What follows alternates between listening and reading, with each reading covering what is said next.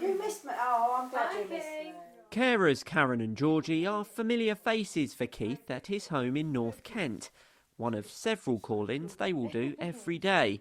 Meanwhile, their boss is back at head office trying to balance the books. Over the last week, they've been given a £300,000 bill to employ the same number of carers they had last month, not from generous pay rises, but from increases to national insurance rates. I'm just disappointed that they failed to understand how underfunded social care was before they even entered 10 Downing Street, and they've made that situation even worse. And that says to me that there's a lack of knowledge, there's a lack of understanding how it impacts on society at large. The threshold that's been now lowered to £5,000 was £9,100. That's been lowered to £5,000. So that targets the part-time staff that we would employ in social care. I don't understand why they wouldn't exempt us for such an increase, particularly as we work so closely. We're intrinsically linked with the NHS. We support people coming out of hospital discharges, and it's just creating what already is a very challenging situation even harder.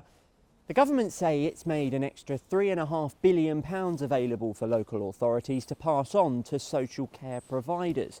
But those same providers say that uplift doesn't even cover their increases. And because they're locked into contracts with these councils, it means in some cases they're still providing vital care for their community, but are doing so at a loss to the business. Which makes for an outlook even more bleak than it was during the pandemic, according to the chair of the National Care Association. But it has to be funded in order for us to go forward, because this will cripple the market and it will create a very unstable market, and eventually we'll lose not only jobs but we'll also lose the services, which will have a direct impact on the NHS's ability to discharge people out. But more so, it will have an impact on individuals who need care and support. Back at Keith's, we get to see just how important the around-the-clock support is for him and his wife Sue. She tells me she had to fight to make sure they still had 2 carers looking after him when a social service assessment tried to cut it back to 1. Be worried if there was cutbacks. I really would, because I don't think you could cut Keith's care down. You just couldn't do it single-handedly. You need 2 carers. It would be awful if his care was cut down.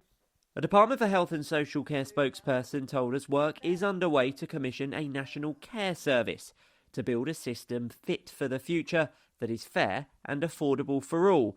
Providers warn there may not be much of a system left without more immediate support. Joe Caution, ITV News, Dartford.